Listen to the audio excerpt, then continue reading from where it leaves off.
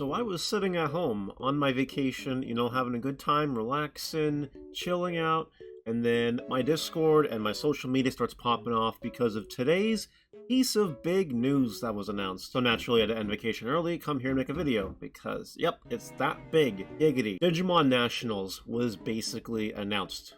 It's happening. It's not a myth. 100% confirmed. And today we're going to talk about everything that Bandai has given to us, and then we'll talk about my thoughts after the video. Before I give my thoughts, let me know what you guys think about the Nationals in the comment section below. Are you kind of miffed that it's online and not in person, despite COVID being such a problem? Do you think it's being well handled? Do you think it's going to be a disaster? Let me know what you think and why, so I can, read that and interact with it. And don't forget to like as well and subscribe, that way you know when all these amazing Digimon videos do come out. Also, shameless plug that tonight there is another Digimon Mario's Gaming World Circuit tournament number 3, and you guys can definitely join still. If you join the Discord, you'll find the information on the tournament, as well as what you need to do to sign up, and it starts at 6 p.m. Eastern, so hopefully we'll see a bunch of you there. Without further ado, let's talk about this. 2021 Final Championships. Whoa, sounds pretty spicy. The culmination of the 2021 organized play season is finally here. Join a 2021 Final Championship and become the strongest tamer in your region. That's pretty prestigious. These events have exclusive prizing, including a chance to earn an invite to English version World Championship Finals. So yeah, basically like Nationals, if you do well, you go to Worlds. Kind of like Yu-Gi-Oh! And Pokemon and all that, so that's pretty good. What else? North American competitors must have an invite from an online regional or store championships in order to participate.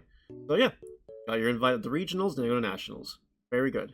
Final championships outside of North America are open finals. Very, very good. Some important notes here. You basically get to live in North America to partake, and if you do anything shady, you're DQ'd. That's basically it. Event Pack 2 and Judge Pack will be available during 2022 season organized plays. So we're getting a new Event Pack and a new Judge Pack for the judges, which is pretty cool. Prize shipping costs are borne by the competitor, which means we might have to pay for our shipping. Prize details of the change. Pricing amounts may differ between region, and shipping dates to be announced. So, yeah, that's going to be one of our topics, let me tell you. So here it goes through everything. North America is being held by TAC USA, February 5th and 6th, which indicates there's going to be a top cut, which is actually pretty cool. Let me see where they do that. This is a constructed Swiss tournament event with top cut matches on day 2. I see. Okay, they tell you what you need. Blah, blah, blah, blah. Yeah, dedicated playing space, play over your mat, don't put your hands away, blah, blah, blah, blah, blah. Yeah, okay. And it goes into pricing. Alright. Singles, constructed best of 3 50-minute qualifying matches. Okay, so the prize list. Just for participating, you get a playmat, you get a 2021 Champion Final Tamers Evolution Pack. I don't know what that means. Event Pack ×3, original one, and Event Pack 2 ×3. That's pretty good, considering it costs like $30 to enter or something like that. And then top 128, they do give you something for coming top 128, which is pretty cool. You get 2 more Evolution Packs, as well as 2 more Rich Event Packs. That's okay. Top 32 is where the spice comes in, though. You get a top 32 playmat, memory gauge, Event Pack, Alt Art Gold Stamp Set, which is actually kind of cool. An invitation to 2022 Final Championships. Finals memory gauge, top 16 Greymon framed trophy card. Framed. Interesting. 2021 Championship Final Pack for top 8, 2 of them. And then third place gets a playmat, a metal Greymon framed, a trophy. Actually, a trophy. That's pretty cool. Event Pack, Altar Gold Set, some event packs, no Evolution Pack, 6 booster boxes. Holy shit. Second place, you get the War Greymon stuff, and you get 9 booster boxes. Oh, wait a second. So, top 32 is an invitation to finals championships, but it looks like top 2 is an invitation to 2021 English version World Championship Finals. I see. You don't even get that for third. You gotta come first or second to auto go to Worlds. Okay. If you come first, you get 12 booster boxes, which is pretty insane, and you get an Agumon Bond of Brave reframe trophy card. That's pretty cool. And here they're showing off some of the stuff. We all know what this is all be. Booster boxes are TBD. I wonder why. The memory gauges you get are pretty cool looking. Top 16 Greymon, Metal Greymon, War Greymon, Agumon. Very nice. And trophies are things. And the play mats are all here. Actually looks pretty nice. There's also a Judge Pack. It's actually really nice, you know? It's supporting the people that take the time to judge the tournaments instead of playing. It actually gives the judges something really cool, which I think might have been lacking. So, you know, bloggers, it almost makes me want to judge. Anyway, okay, so that's really it. Let's go to my thoughts here. So I'm a negative Nancy, so I'm going to start with the cons first. I think having an online nationals, like a big tournament of such a prestigious value, being held over webcam, is a little bit sad. I mean, we can't do anything about it. There's a new COVID variant. It's very strong, and you know, it only makes sense that we can't play in person. But at the same time, you could, like, Bandai could have potentially pushed nationals to make it in person, because being online, it means that there's increase of cheating, there's all sorts of shady nonsense happening, which is not good, honestly. It definitely opens the invite to a lot of shady business, which I'm not a fan of. Also, prize support. There are people still waiting for prize support for certain tournaments, where if it was in person, I bet it would be delivered a lot faster. Like, now, I know people have said bad things about TAC and their shipping because they're in Australia and who knows, whatever. I just report the news, I don't know anything about it.